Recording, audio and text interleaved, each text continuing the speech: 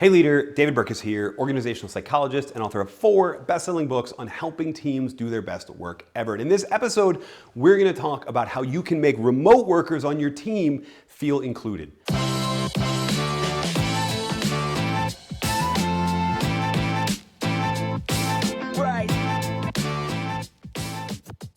It is undeniable at this point that we are headed to a new chapter in the story of remote work. The remote work movement has gained momentum. It's now at critical mass. What began as a forced and temporary work from home experiment turned into a majority of employees saying, you know, I kind of like this flexibility thing and I don't really want to go back to 8 to 5, 9 to 5, 5 days a week. I don't want to go back to 40, 50-hour weeks and squeezing the rest of my life at the margins of what's just a normal work schedule. I want that flexibility to work from anywhere, which means leaders are going to have to know how to lead from anywhere.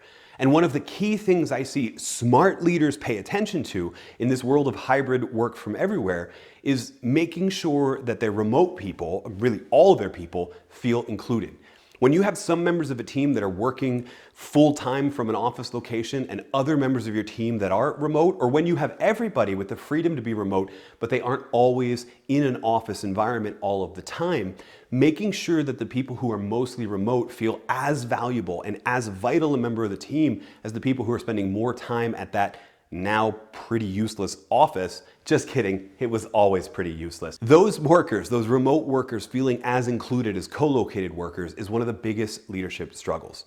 So let's talk about 4 ways that you can make sure that remote workers feel included, and more importantly, that you can send the message to everybody on your team that everyone is equally valuable and has an equally large contribution to make to the larger goals. Now, the first way you can do this is by leveling the playing field. You might not have taken the time to do this if you rushed out to this forced remote work experiment, or you might not have ever thought that you need to do this, but you have probably sensed that there are some advantages to being in the office. Right? The ability to just walk down the hallway and ask a coworker a quick question, especially a quick work-related question, gives a little bit of advantage to the people who are at the office the most. The ability to be in the room with 2 or 3 people before you join a Zoom call or a WebEx call with the 2 or 3 people who are distantly out there somewhere, the ability to be in the room together provides a little bit of an advantage. And your role as a leader, if you're doing this sort of work from anywhere team, is to really level that playing field.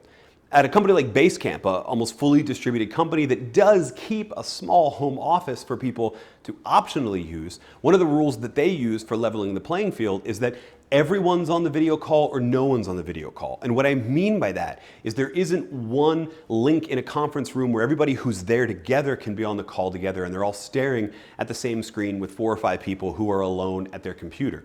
If even one person on the team can't make the in-person meeting, then everyone on the team goes back to their computers and signs into that online call with a level playing field. Now, in the same capacity, you've got to pay attention to the way that you're communicating about the job. Those little chit chats with people and socialization that you're having in the hallways are fine. Make sure you're doing it with your remote workers as well in a more deliberate effort.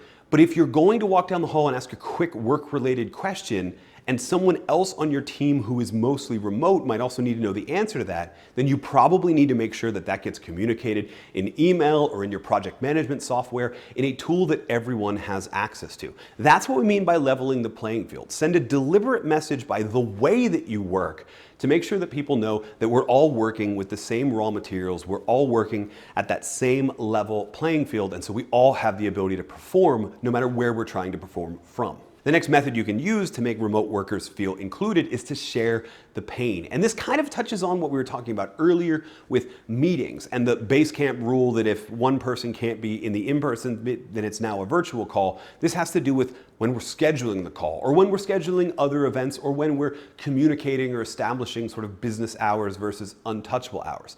Sharing the pain means that we take into account the idea that people are going to be in different, not just zip codes, but time zones. If you're working with a geographically dispersed team, we're going to face a world where that's increasingly a fully globally dispersed team, and so time zones are going to matter if they don't already.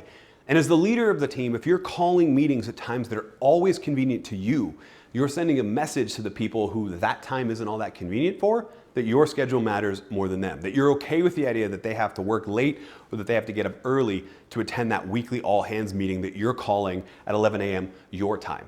Share the pain means that sometimes you get up at a time that's inconvenient for you, or sometimes you ask everybody to rotate through a convenient time for each time zone so that everybody is having to adjust accordingly. It means that you don't think wherever your company office is located is the true headquarters of the company. It means that you think we want to be working at one time together in this meeting, but when that is in a 24-hour day is the question, not when it is in an 8 to 5 day. The next method, and this is one I'm a big fan of, is to find time for Fika. Fika is a Swedish word. It translates to have coffee, but it's about a whole lot more than coffee. In North America, we might call it going for drinks after work, but what I love about Fika is that it can be seen as an element of work. Not just the taking a coffee break time, but taking the time to get to know a coworker or a colleague that works in a different company, somebody that you collaborate with on a regular basis. And yeah, sometimes just friends because you don't know where that relationship is going to go, and business and personal relationships overlap all the time.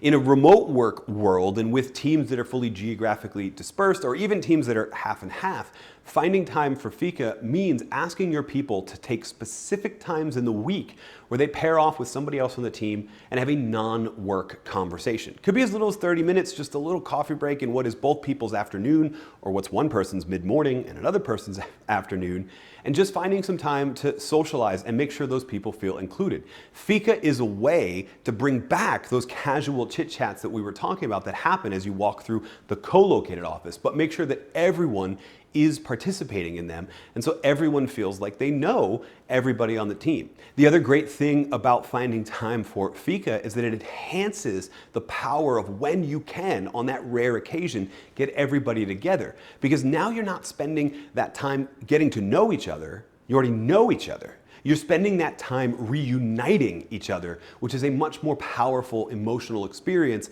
in this sort of real emotional life of work that we have to manage as team leaders. Now, the last method to make remote workers feel more included is to watch the water cooler. And by water cooler, again, I'm referring to that co-located office. I'm referring to that, I actually don't know a lot of offices that still have one of these. It's more likely the kitchen suite in the office these days. But that place where people gathered because they needed a quick beverage or they needed a quick snack, and then they had that non-work conversation like we're trying to replace with Fika. Some teams, especially geographically dispersed teams, and especially teams that are hybrid work from anywhere teams, find a benefit to creating a digital water cooler, a place where there's a running non-work conversation going on. Now, this can be casual chit-chats in the form of email, but I think it's actually better to have a place. Could be a Slack channel or a specific channel inside of Microsoft Teams. The thing that you want to make sure of, though, is that this is a dedicated space where everyone feels included, where everyone feels welcome to come and join the conversation, but nobody feels obligated to do it. Because if the water cooler becomes a place where we talk about project work, then it becomes a place that's essential for people to keep track of. And honestly, let's be totally real here. There's nothing worse than having to scroll back up in a Slack channel or some kind of chat room and catch up with this massive conversation that should have been captured in the project management software. You may want to create that digital water cooler space, but if you do, you want to make sure it's a space where everyone feels welcome, but no one feels obligated, and that the conversation, that's why we called it Watch the Water Cooler, stays on non-work topics that help people build bonds and build relationships. Now, if you do all of this, level the playing field, share the pain, find time for Fika, and watch the water cooler, one of the things that you are going to find is that people get to know each other on a level that even co-located teams often don't talk about. The beautiful thing that happens when we do this is that in those rare occurrences where you get the whole team together, it doesn't feel like remote workers are having to spend so much time getting to know everybody. They already know them.